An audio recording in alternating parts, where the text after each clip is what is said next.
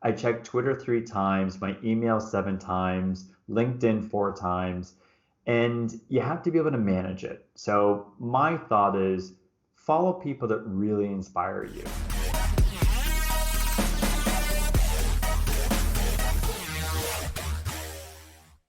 Evolution. Welcome back on the podcast.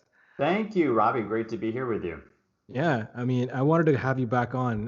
Last time we delved deep into, your own personal evolution, as you put it. You evolve throughout your life, and you went through a lot of personal changes yourself from your career path. Talked about how went from ordained priest, left the priesthood, went into fundraising for the University of Toronto, did that, and now having your own growth coaching agency and working with people. I really enjoyed that messaging because people have these transformable changes in their life where they go through different career paths. So they jump out of a company and become an entrepreneur, or get bought out and become part of a large company, and they go through this. But talking to somebody who come out of something such like from an evangelical background, coming out of this like global movement, the spiritual movement of being like from the priesthood, leaving that, going into the private sphere, especially in your late 20s, 30s, and making that transition shift, and then from then again transitioning into other career paths. I think that took a full episode just diving into the details of that. But today I want to break down your learnings from that and how you're helping other people make their own personal transformations. As I mentioned before we started, I actually attended your workshop on the START methodology. You ended the new year, ended the past year on this note of how to start thinking of yourself in a self-reflective way. So yeah, I want to start with there, right? We covered some of your past history, but now it's like how are you helping other people, and like how's evolution been? Sure. So the company just celebrated 1 year on November 11th, and I have to say it was an incredible positive year. Even with the pandemic that took all of us by surprise, and definitely challenged every single person. But for myself, evolution, it was a chance to go deeper into the mission and the focus. And that's what I did. And so, a lot has evolved since we connected several months ago. And really, there's been a real focus on, I work with professional leaders and organizations. And so I'll start with the professional leaders. So, one of the things that I love about when I started the company is I wanted to leverage not only my personal lived experience, but also the expertise that I had, and wanted to bring that all together. And so what I've established is, I looked back at my career, I'd always been a very strong support for those that were either CEOs and the most senior leadership when obviously when I worked for the Cardinal, when I was an executive, wherever that may be. And so that's why I founded the mentor and coaching model. And so what has evolved in the past year, which has been really amazing, are 3 different platforms that I offer for professional leaders. And it's either for individuals that are in a position, maybe they're a new CEO and they're looking to grow into their role, and there's some transitions that they're doing, because oftentimes leaders, especially those who are CEOs or are founders of a company, there's this expectation that they're supposed to know everything. And there's an expectation that, when they're meeting with their stakeholders or their teams, that they have to be on and they have to be always aware. And so a lot of times I'm hired to work with them to make that transition, to leverage their strengths, and to really help them be at the highest level. And another area has been helping individuals that are looking to make a change. Maybe they're in a job right now that's been highly successful, but they desire more, or there's some frustrations that have come up, or something through COVID even that's making them re-examine. So right away, I'm hired for 3 different platforms. And what I mean by platforms, either it's a 3-month engagement, a 6-month or more engagement, or I offer a platform for about 3 sessions. I call that the laser focus platform of evolution, because you're laser focused on one specific issue that you want to go through.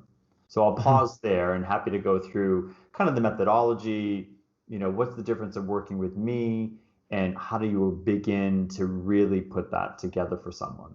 Hmm. I love that. I love the first part you talked about for CEOs, them being always on.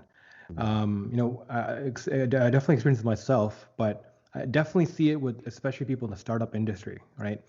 When I mean, for sure being a CEO, for a small or large company is stressful, but when you're founding a company, the added pressure, especially later in life, when you left a stable job, you're in a period in life where you're not making stable income, you're building this thing that's actually in the beginning, especially the resource thing, so it actually absorbs more than bringing it out for you. Your family might be looking in, being like, "What are you really doing?" Right, Well, like exactly. why are you taking this risk? And all environments took it against you, so you always have to project this period of strength, where it's like, I know what I'm doing. This all this positivity, and entrepreneurs all talk about like the inflection points, up and downs of that. 1 week or within the same week or within the same day, something that triggers them like, oh my God, it's amazing, and the next thing you know, something crashed or burned the company, and they're putting out a fire. Right. And that emotional roller coaster, while all that's going on, they got to handle all the things happening internally, but Hmm. also project this air of strength, right? And Right. that has like an emotional turmoil effect on people. Like, Hamza Khan came on and he talked about, he wrote his book, The Burnout Gamble, about his own personal struggles with, having experienced burnout, in his 20s. And he's like, what is this? And he went on his Right. research field about this, right? Burnout is becoming more part of our normalized lexicon, where people were Hmm. talking about it more openly, right? Just like anxiety was never really part of lexicon, but now it's there. But now we're talking about burnout, how professionally or personally we push ourselves so much and put ourselves in an environment that are not necessarily positive for us. They're toxic, Hmm. and we don't see ourselves degrading, right? So I really like I like the fact that you're targeting that. And the second part, of course, makes sense. People get stagnant and they want to grow, right? Right. So yeah, let's talk about that. Some methodologies you use. How do you if a client comes to you, where do you start? Yeah, so right away, before I engage with a client, right? It's like buying a house. You want to check it out. I mean, obviously during COVID, some people did buy homes by just Mhm. virtual tours, but traditionally when you're able to, you want to check it out. You want to walk it through before you put in an offer. And so I always have an exploratory conversation, with someone because it's really important to make sure that there is an energy and an understanding of where each person's coming from. So there's clarity right from the beginning because it's a relationship and you're going to be exploring and working on some, aspects that are very important to you. So right away there's that. In addition, I always tell clients a couple things. So working with me is yes, we will establish your goals, your intentions. So let's say you are a new CEO, fairly new, and you're like, listen, I'm really struggling in the sense that now I've never had to do business development. I've always been on another side of operations, and I know I'll be strong coming in that aspect. But you know what? Like, I have to deal with some pretty intense stakeholders.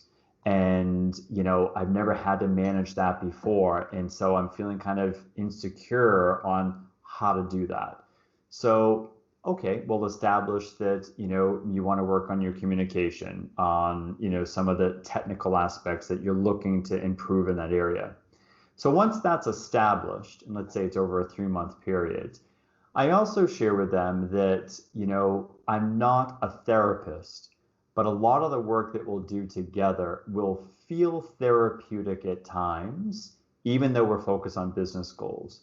Because at the end of the day, when someone is a leader and all of a sudden they're being told that they have to give this big rally cry of, we're doing so great in the company and inspire, but that's just not who they are, but it's what other CEOs have done.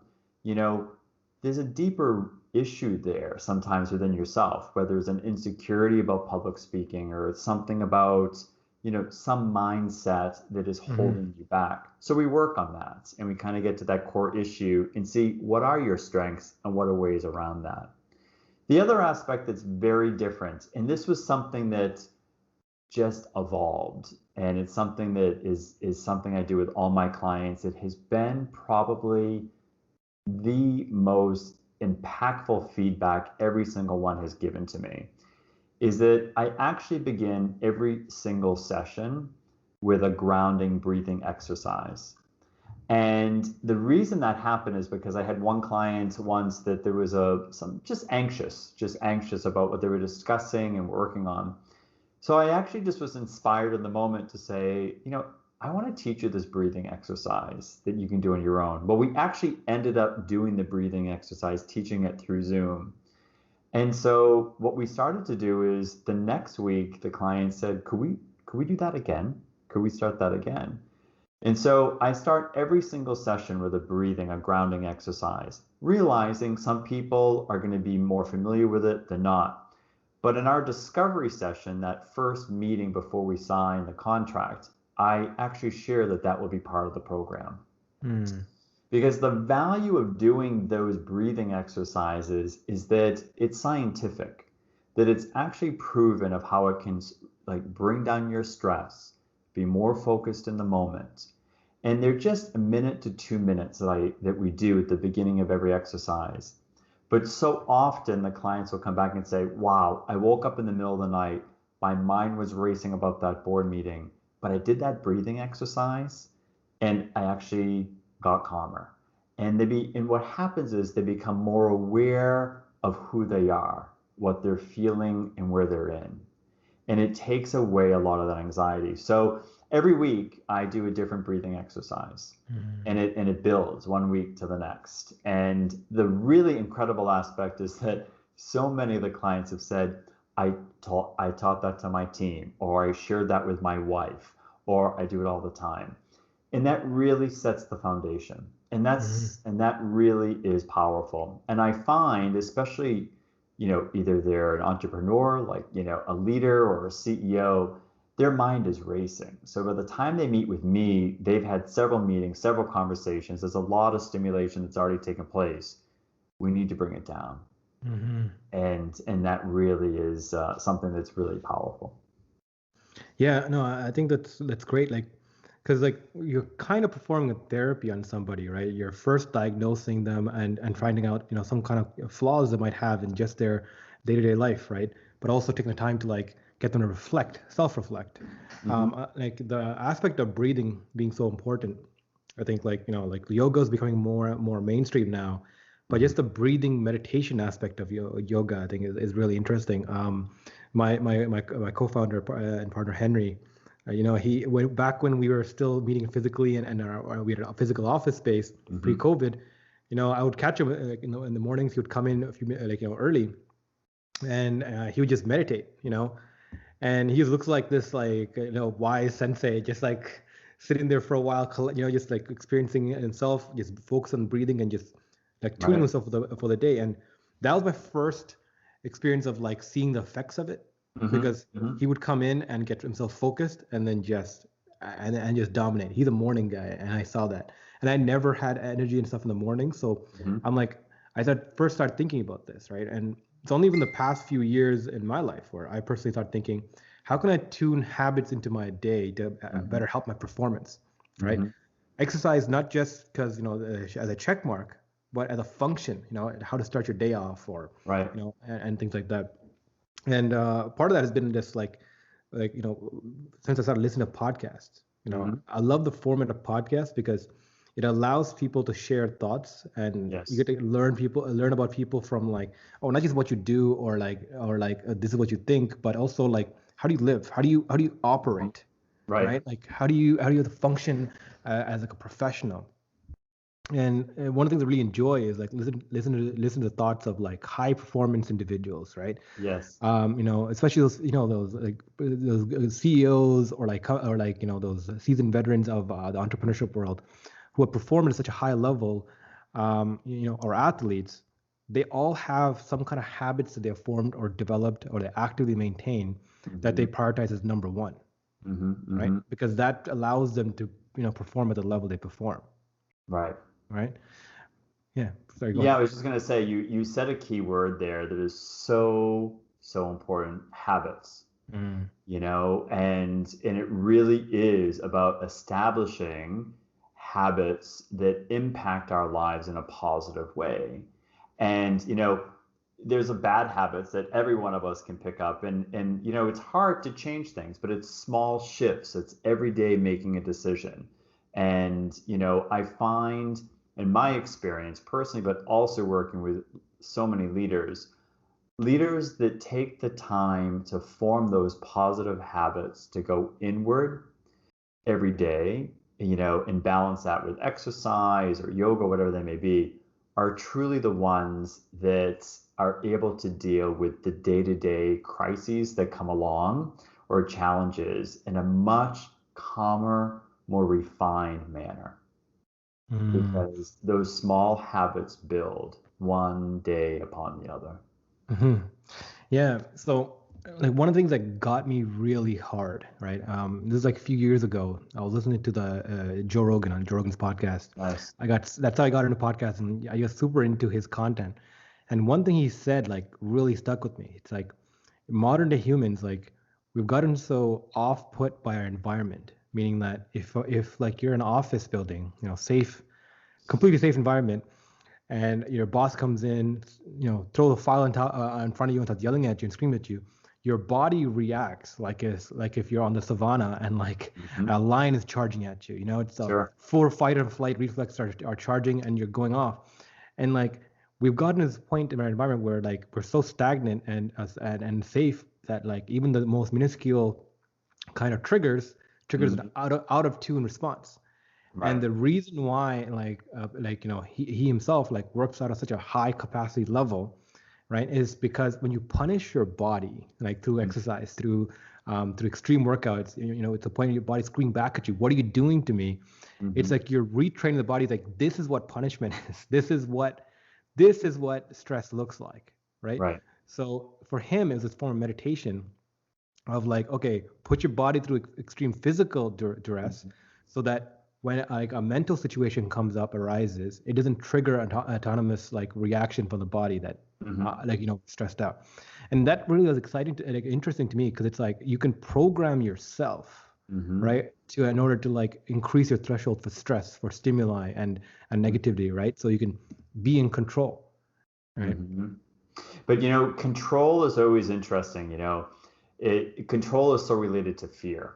Mhm. you know so when I've had clients or work with clients that are high achievers, sometimes control will come up. It's either they're controlling or they have a spirit of adventure, that they know where they're going. It's like going to Mount Everest.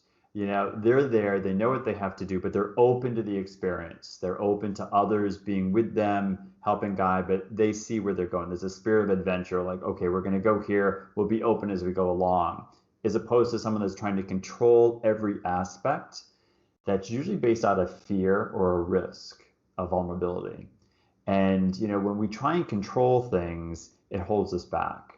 And that's probably one of the things that we spend a lot of time with in the work that I do too, is trying to control results. And there's nothing the matter with, wanting to have huge dreams of revenue goals and impact and growing the company, or, other higher titles. Those are all good. Mhm. But if you're trying to control the outcome to get there, that's where you hold back, and that's a big area to spend time on. Mhm. Yeah, I mean, I think you got that there. Like even saying control, right? Like we think about ourselves as another entity to dominate, right? Hmm. Pushing ourselves to like higher limits to achieve more, to do more, Right. to get more out of life, right?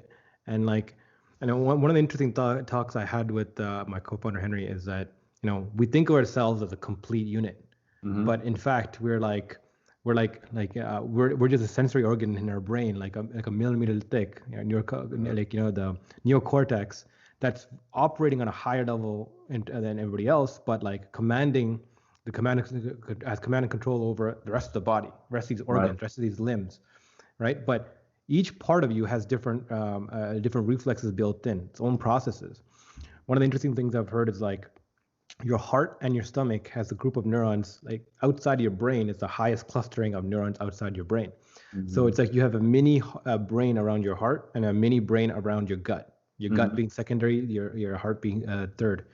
So and then it's semi-independent from the brain. So in your gut, there's like a whole biome of bacteria that's independent from you that operate. So when those bacteria crave food, it triggers the neurons in your gut that then triggers you that you're hungry and you have this craving. You go get this donut, go get the Krispy Kremes, right? And same thing with your heart, right? So if your heart doesn't have a heart rate variability, like it doesn't get enough pump, it can get misaligned, and the neurons there can start firing rapidly, get overly excited, and cause the heart, irrespective of the environment or the stimuli, to start pumping faster and faster, and can cause like panic attacks and anxiety attacks, regardless of in the fact you're not doing anything. So this idea that the body can get misaligned if you don't take care of it. Absolutely. Right? Absolutely. And it's really important. So, some of the things, when I'm working with clients, even if we're, whatever the professional goals they're working on, whatever, that aspect of wellness will also come up in terms of like their physical, well-being. And, I really will work with them to say, how are you caring for yourself? Because, you also need to care for your body. And, what is the habit, like you mentioned earlier, that you're doing? Is it going for a walk every morning, at a certain time, but maybe adding on an extra 10 minutes, so you can listen to kind of a walking meditation, or so something to ground you for the moment. Because if you're not taking care of your body, you look at so many leaders who haven't done that. There's obesity, leads to other diseases. It's quite complex. But when you're in tune with your body as well, that will impact your work. Scientifically, it's proven at such a different level. And so it really is full focus. And that's the work that I do as well, to make sure that is balanced. And there's an accountability, there. Sometimes you have the other extreme. You have someone who's so dedicated, like at such a high level, for their well-being, but at the same time, their relationships, those have been lacking. So sometimes it's about cutting back maybe the intensity of the workout and saying, well, you know what, how are you spending time as well during the week? Maybe instead of doing like these massive workouts, eliminate one of them. And dedicate some of that to your network or people you want to spend time with, because that's also important as well. So it's all about balancing, and we're always tipping on one or the other, and it's about trying to stay on that line to keep moving forward. How much of your work would you say is qualitative versus quantitative? So like how much is measured? Like do you take like a matrix of like, oh, how's your personal life, how's your relationship status, how's your exercise, how's your work-life balance? Like, are you measuring different components of people's life? Do you have a matrix you go through, or is it more ad hoc depending on the person? Yeah, definitely. Every single client that I work with, it is bespoke. It's a very bespoke, customized experience. The framework is the same. So, for example, one of the packages is a 3-month package, which consists of 2 90-minute sessions. The first session is 90 minutes and the last session is 90 minutes, because those are the ones where you kind of are setting goals, but you're also ending. And then the others are 60 minutes. And so once we establish what their intention and goal is, whatever that might be, I don't go through a checklist the first day. So how often do you work out? What do you do? Do you have a meditation practice? It fairly much kind of organically comes out at the very beginning, and it will surface quite quickly, quite quickly. They usually bring it up. So right away, you have to remember, I'm already teaching some of the breathing exercises. So that will activate right away a sense of, well, I want more of that. Or, gee, that breathing exercise was really beautiful. Do you recommend something else I can do? Meditation is something I've started. And they usually will bring up others. And it's usually their kind of self-awareness. But it is something that at times, I listen. Part of my work is I'm a deep listener in that moment. And if I'm picking up something, that's when I will raise it, just to say, gee, I just want to bring this to your attention. I'm hearing this. This is the feedback, that I think is something we need to look at here. So it is important. Yeah. How much, so, when you talk about growth coaching, right, it's a very oblique term because it's not in our lexicon too much, right? Yes. Like, how much is that you feel like it's like therapy? Is it like, do you equate it to more like therapy or like, hearing confessions or like, is it or the more professional side or like you're coaching somebody or like, I don't know, like, is it a mix and match? Like, like what is it comparable to? Yeah, it's interesting you mentioned like the confession, right? Like, I mean, obviously my background as a priest. It is funny. I mean, because of my training, Yeah. as a priest, confidentiality is just at the highest level. And as a priest, you are invited into people's lives at very deep levels. Hmm. And they will share things with you that probably they'll not share with someone else or maybe just a counselor. And there's a grave responsibility that comes with that as well. But I think because of my training and experience with that, you get very used to knowing how to manage that quite well and also create the space for people to feel comfortable in their vulnerability to be able to open up. And I that's very sacred. So as I always tell all my clients, I will say this, I say individual clients, confidentially, I will never disclose that you were a client. Mm. You can say I worked with Brian and it was great. I want to recommend but I will never disclose that. And I Yeah. said for you to do. So I take that quite seriously. But I also think too, it's a mix. I mean, I have an expertise as a former executive and also as a priest. So when I'm working with, especially professional leaders, I understand when they're speaking about, oh my gosh, I went to this huge pitch with a client. This is how I was feeling because my colleague, this is what they said. It was embarrassing. I tried to save. So I understand that. So sometimes that's where kind of the more counseling side may kick Hmm. in me to say, okay, you were feeling this, but really there's a bigger issue here. How do we look at that? So I find it's a hybrid. Hmm. Yeah, I think that really fills in a gap because, the therapy has like a stigma around it, Hmm. right? And even with religion and confession, like not everyone who's religious or not everyone has that access to that kind of environment. So I believe you provide like this hybrid approach of like getting people to do this. And one of the things I appreciate about like the priesthood and the Vatican is that have 1,000 years plus history of developing this ability of understanding human connection and human psychology, right? I mean, we think a lot about science as like scientists as being this like different type of breed of people, but science evolved from mostly from the priesthood, right? The father of genetics was a priest, was a Catholic priest, right? Mendel. So like psychology and the level of psychology you would have probably got from your training definitely, I guess, will come out here. So going from there, like, so your own coaching, right? Hmm. And you kind of said it's a bespoke thing you have developed that you perform with. How was that journey to develop this? Like, you've done it for about a year now. How has your journey been so far? Yeah, so it's been amazing. It really has been incredible. So, for myself, as a priest, I was trained in like, pastoral counseling. Counseling was part of it, then as an executive, et cetera. I went through, professional training and, accreditation, for coaching and mentoring, and that's great. And, I developed kind of the packages and the way I wanted to engage with clients.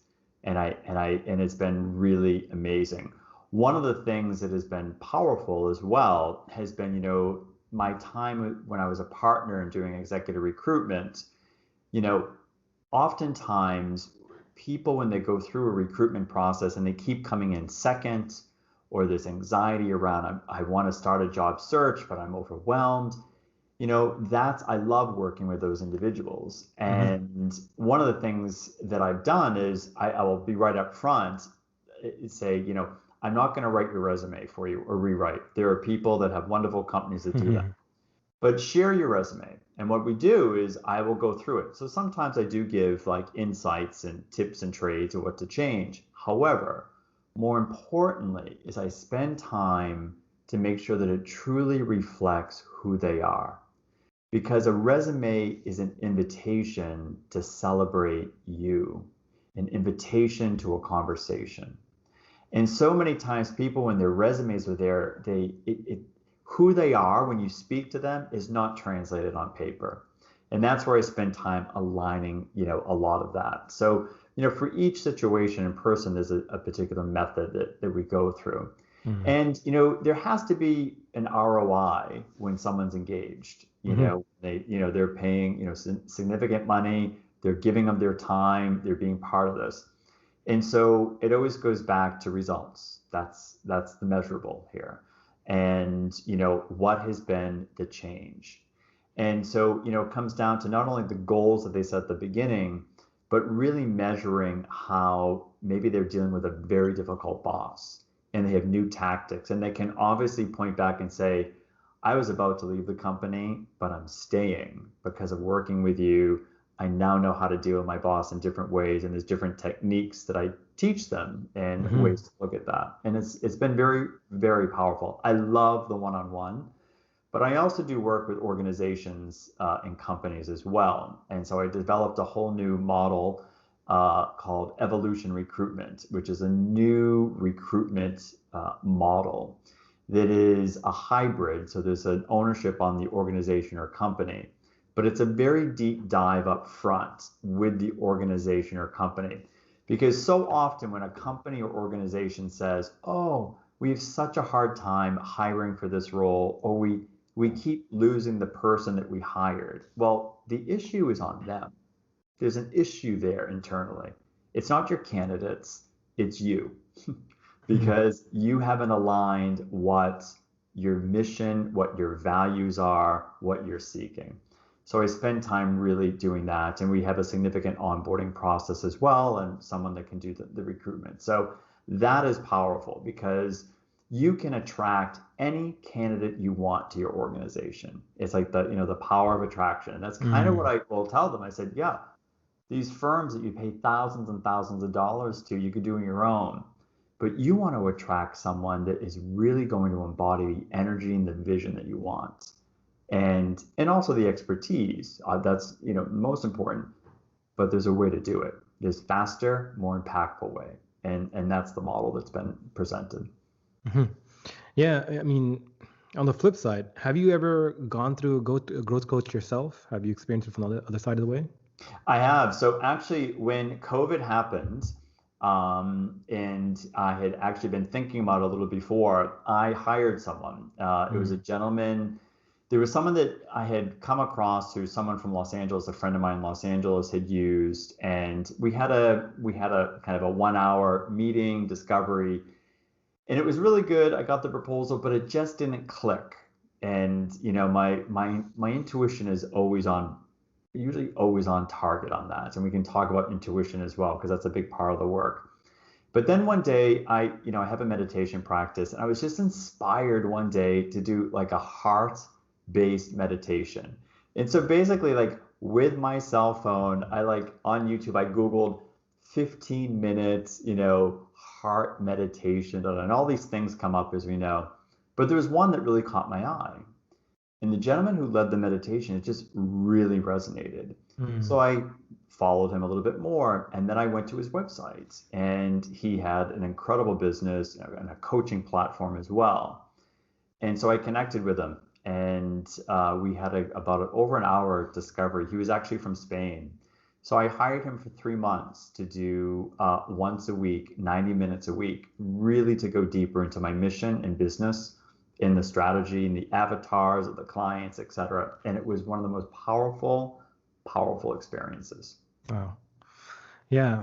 I mean, that's interesting, right? Like the fact that sometimes therapists talk about it too. Like, therapists need their own therapy, and they Mhm. sometimes have their own therapist. Like when you're in the growth kind of mindset, having someone external figure look at you and just not look at flaws, but look at, tweak you and tune you. Like, Mhm. just like an athlete would, you have a coach for. I think Right. that's so important, right? And one of the things that, I think the part of the industry is that, you always think this is a luxury product. Having someone who can do that for you, even having a therapist in Right. Canada where it's not covered by insurance or covered by, the government, it seems like it's a luxury that for most can't afford. But for those who can't do it, there's a feedback mechanism. I think on the last time you came on, we talked about, I think, the show Billions, where on the show, it's about a investment banker, high performing investment firm, and they have an in-house growth coach, Okay. right? a therapist that they've hired. And this is different because as a growth coach, this is when I first got introduced to the term through the show. Mm-hmm. And her job is, these are people who are trading millions of dollars, handling other people's money. And there's a lot of money on the line, a lot of money they can make online and bonuses, six figures, seven figures they can make easily. Mm-hmm. And trading like, seven figure, eight, nine figure, 11 figure accounts. And in the show, a lot of these traders will have breakdowns, or they'll have Mm-hmm. like maybe a personal thing that happened, and then that throws them off, and they're not Right. in tune. And this growth coach will come in and have a session with them, and literally it's like it tunes them back up, works them through the Mm-hmm. issues, and then pushes them up and throws them back into the fire. You Right. know, like come this cool down period, rest up, and then boom, Mm-hmm. go back into the game. And Right. I thought it was such an interesting kind of complementary service in a firm. Like, why would a firm invest so much into providing the mental well-being of a person? That's something that, oh, you have insurance, go get it yourself. Right. But Right. like the ROI there, right, for a company like that at a high functioning level, right, is a return, right? It's Mm-hmm. like the people are more tuned and more working. So we start hearing now a lot of other companies, a lot of tech firms do this. They have in-house, or they even have like an outsourced firm that they work with, Right. or coaches they work with. There's a new app that came out. It's a lot of podcasts are now promoting it. It's a subscription-based service, and it connects you with the coach or a therapist, right? And it's just someone to talk to, and it's semi-automated in the sense Yeah. where it's a chatbot that starts initiating the contract, and then connects you to people based off how you feel. Really Great. cool kind of concept, right? Very. So one of the things I'm really interested in is how technology is blending in to make this more accessible and make things more impactful for the Mm-hmm. work you do. Are you currently using any technology services? Like how's the impact technology be for you? Yeah, so I love that. And that is one of my big intentions moving forward as well, to leverage that even higher.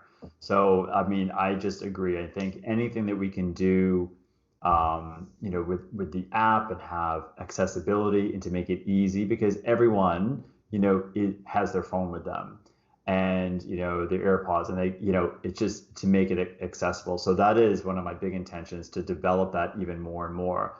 So I just think it's huge. And, my focus is, I also think it's important that in between the sessions, that's where the real work happens. Mm. And, I always have a little assignments, in between each session, for the clients, whether it's something, and it's always geared to something specific. So it's not some generic aspect, you know what I mean? Of like, oh, read this article and reflect on the three questions. No, it's very specific. But to be able to have that and upload it in the app and use that quite easily is the key. Like, it's Mm. really, really the key. And to be Can able you to that. Sorry, can you talk about that specific nature? Like, what is it like assignment someone will take away? Like, what's example? Yeah, so a great example could be, it can be a couple things. So maybe one thing could be, let's say someone has a journal. It could be, let's say they're dealing with a specific question. It's a behavior with a colleague. So I teach a method to clients sometimes called the hello method. And the hello method is very simple. That when you're feeling anxious, or you're feeling irritable, or you're feeling joyful, or you're feeling, tense about a situation, you simply say, hello, anxiety, hello, tension, hello, you just say hello to it. Mm. Because when you say hello to it, you're just simply acknowledging how you're feeling in that moment. And it puts a spotlight on it rather than just trying to look away. It's like being in a room with someone that you need to say something, but you're not. Once you say hello, it's kind of, a lot of power is taken away. It opens up. So I could certainly say to someone, say, listen, I want you to pay attention every day to what are you saying hello to? What have you said hello to during this day? Maybe to reflect on that, maybe a writing article. It can also be sometimes, maybe they're trying to work and be intentional on asking for help.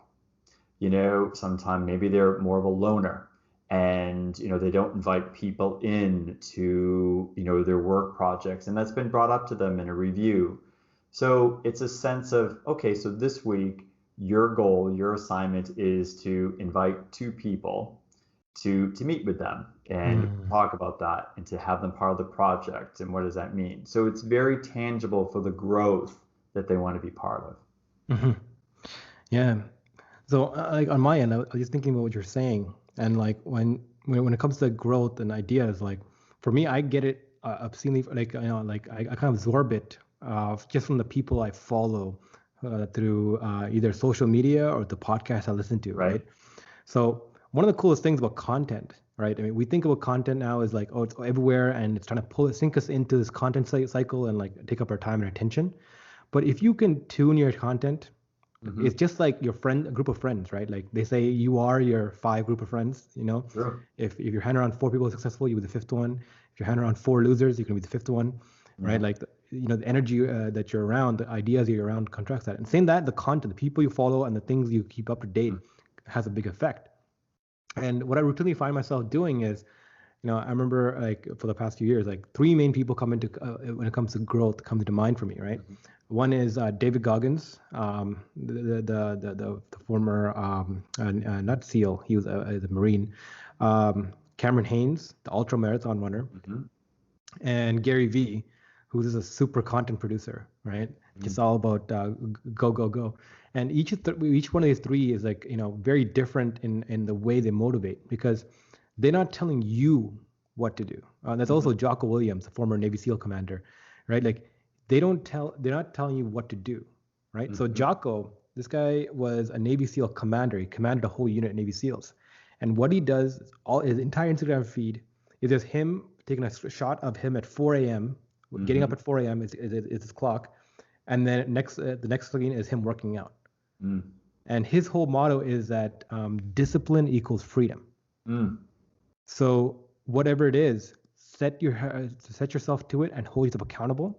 And Mm-hmm. just this whole profile. He's like millions of views, but this whole profile is just 4 a.m., 4 a.m., 4 a.m., 4 a.m. Wow.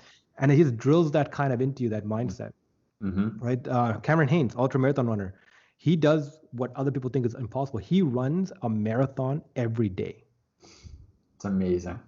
He goes to a full-time job, comes back, and then records himself partially through it, and he runs a full marathon every day. And he competes in ultra marathon contests, which is like the main one is like is one that goes through like it's almost like 200 miles over Wow. 18 days, Mm. and it's through like one of the hottest places in the desert in the U.S. Mm. And he does this just to be like, everyone thinks it's impossible, and it's part of a very niche small group of community. Let's do the impossible kind of mentality. And Mm-hmm. by seeing these people who would push themselves to such a limit, it has such a compounding value to you as a person, right? Yes. It's like, we like David Goggins, like he talks about this. Like he used to be overweight, his whole life, ate bad food, didn't really have much support, didn't have any positivity to give him confidence. And one day in his 20s, he snapped. He's like, I can't do this anymore. I have to change. Mm-hmm. And he just, went in, joined the military, started working out, like just started pushing, like, I'm going to focus my entire life to changing this aspect about me, changing my definition about me. And that radical change he went after. And, each one of them talk about themselves, and that pushes you. So I love the idea of like social media and podcasts and content to being able to do that. Who do you follow? Like, do you find inspiration off of people you follow? Like, do you have any names? Yeah, there's two people in particular that I follow that I find just feed into me beautifully. One is a woman named Gabby Bernstein that I just think she's incredible of her own personal story and what she has established. And so, her story is that she was in New York City. She was young, started her own company, and she was like a nightclub promoter, and for Page Six in New York. But she developed a pretty strong drug addiction, Mm. and for several years, and like really hit ground zero, and that changed her life because she said, I went back to when I went through recovery, she said, I remember that, I always enjoyed like meditation and yoga. And so she put all her energy into that. and she's now established. She's a New York Times bestselling author, I think, on at least 5 books, if not more. Huge platform internationally, and her message is strong. And she brings in so many other individuals, to highlight their work, but it's so strong and it's inspirational. It really is powerful, and the things she teaches you can apply personally and professionally, and it's just rock solid. And she's huge on Instagram and so many platforms. I think she's amazing, and I love that inspiration. I love that. I like it because it's practical. You know what I mean? I hate, theory's great, but at the end of the day, like, you want to apply something to your life and have it mean something. And her marketing is great on that. I love that. Another person, that I follow too, her name is Laura Day. And Laura Day is an amazing human being out of New York. And she basically is someone who is, her whole life has been on intuition. She works for major companies on Wall Street from an intuition side for business. And she's written a few books, and I follow her greatly. And, it's about tapping into your intuition. Every single human being has intuition. If you cultivate it and tap into that daily, like a habit, it really can change you. And that's some of the things I also, work with my clients on. I know for myself, so many decisions I've made to connect with clients or opportunities have come through intuition, just following that. So yeah, I mean, I think social media is amazing. I also think it's important to make sure that it's managed too, because we can just go from one to the other. I just listened to an amazing podcast the other day, and it was like the man who was writing a piece said, in the midst of this, I checked Twitter 3 times, my email 7 times, LinkedIn 4 times, and you have to be able to manage it. So my thought is follow people that really inspire you, and sometimes they'll inspire you and engage you for a period of time. There's been a couple people that I used to follow that I thought were amazing, but then it served its time. And I just kind of stopped following them, and someone else came along. And that's healthy and good too. There's nothing the matter with saying, oh, I really don't care about them. Well, don't keep them in your feed. If it's not feeding you, delete it. And there'll be something else that'll be there. So my thought is, there's so much coming at you all during the day. Make sure what is coming at you that's life-giving, that is inspiring, that is challenging in a positive way. And that really can change your mindset as well. Because if not, you're just trying to process so much. Yeah. So it's I love the idea of like biohacking yourself, right? Just surround yourself with like just messaging, good messaging, or totally. Like the idea of like, yeah, you can change yourself with active effort. Yep. Right. I don't think we talk enough about that. But going back to the topic of technology, there's a company that I do want to introduce you to. They just came on the podcast today. I talked to them. It's called Blueberry. Okay. What it is, it's a neuroscience company. What they do is they have a sensor that they can attach your glasses or to your headphones. You can attach your side of your head. And what it uses is functional near infrared spectrometry. So 2 infrared LEDs lights that kind of beam into your skull. And what they're doing is reflects back from what's inside, and it measures the oxygenation of your brain, the oxygen levels in your brain. Wow. And what that gives you is a lot of insights to your brain activity, especially when your stress level goes up. Because when your brain is already stressed, it uses up more oxygen, right? So by measuring the oxygen levels, it can give you direct feedback on what's going on in here, right? So based off of this technology, they've been working on this for like a decade. And the last 2 years, they actually miniaturized it enough to be like fit on your sunglasses. And now they're going pre-order ready. So the cool thing about this is just like a fitness tracker, can count your steps and like count your heartbeat. This thing can count, your stress levels throughout the day, right? But also your brain acuity. So if you're really focused on a particular task, doing work, it'll measure that on a ratio, right? And if you're wearing glasses, it has a beam of light that'll beam at the right of the corner. And it'll flash a different color, like blue, you're good, red, you're like, you're really stressed out, all this, and give you this haptic feedback almost, right? On like what's going on inside you. Sometimes when we're so caught up in ourselves or caught up in an environment, something like this just having data, collected. Yes. Write, people journal. It's a very hard process to get, but you can journal your thoughts, your feelings, how you were during the day. But the act of doing it prevents a lot of people from doing it. Unless Yes. you're guided and you train yourself and you build a habit, it's very hard to get that. And for Hmm. vast majority of people, they're not going to acquire that skill. But Yes. having a device like this can do it in a passive way, I think can have a very beneficial effect to how we maintain ourselves. And that's what the founders really came up with. Like they personally felt the need, like they personally always wanted this, a way to monitor themselves, because they realized, their mental acuity shifts so much rapidly during the Yes. day to day and week Yeah. that being Yeah. able to measure that would be so important. Wow, that is brilliant. And yes, I would love to be connected with them. And, it triggered a third person who I follow. I don't know why I don't remember his name, is a man named Dr. Joe Dispenza, who is like another New York Times best-selling. He's amazing. And he's all about looking at the data of your brain and the neuro and how that can transform and heal your body and change your whole mindset and belief systems, because there is true power in that. Like it really is important. And I think that's the gift and the power of technology, because it can just transform and can help people see things so quickly and keep track of it in a very powerful way, especially especially when you're trying to change a growth mindset or make new decisions. Yeah, I think that's brilliant.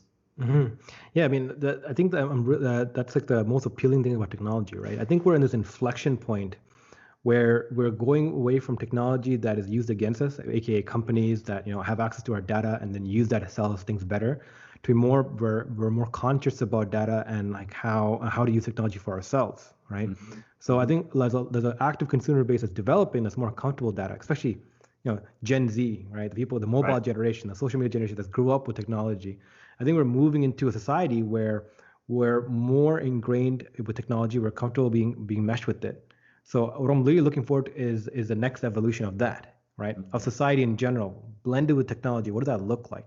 What does Hmm. society looks like when it can read itself? What do Hmm. individuals look like when they can read itself and like have a playbook to how to better themselves, how to based off of their own bespoke data that they input into a system.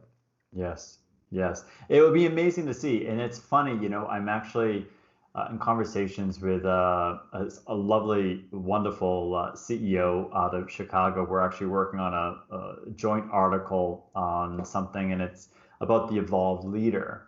And, one of the aspects is that, there have been different periods in time, like there was the Industrial Revolution and different things, but technology is the next, like this is the moment right now that for leaders and individuals that don't evolve with the technology, to really embrace that and have it part of that, is going to hold them back. And so for any industry, for any aspect, like the technology is changing, and I think it's going to be amazing, especially like the next several years in particular, and at the end of our lifetime, to see what has taken place and how it's transforming, because no doubt it's just going to continue to impact, and especially like the millennials and the generation, it's just commonplace, and it's just going to continue to keep growing. So I think it's an amazing, exciting time, and cannot wait to see all the incredible things that happen and how it impacts us still at our core of who we want to be. Definitely. Brian, this has been great. I really enjoyed having this conversation with you. We're at under our time. I know you got a call coming up, but I want to thank you again for taking the time out of your day to join us today and like open up a little bit more about what you do. I really enjoyed this. We don't get enough to talk about, how mindfulness and being taking care of ourselves. I hope that whoever does listen to this, does take into account about their own, evolution, and reach out to you if they have more questions. Absolutely. Thank you. It was a real pleasure to be back, and also a real tribute to you, for the platform as well. I mean, I know, what your day job is, but you're incorporating this too, really signals a lot to your viewers into the world of what's evolving and what's taking place. So, a real pleasure. Thank you. Perfect. Thank you, Brian.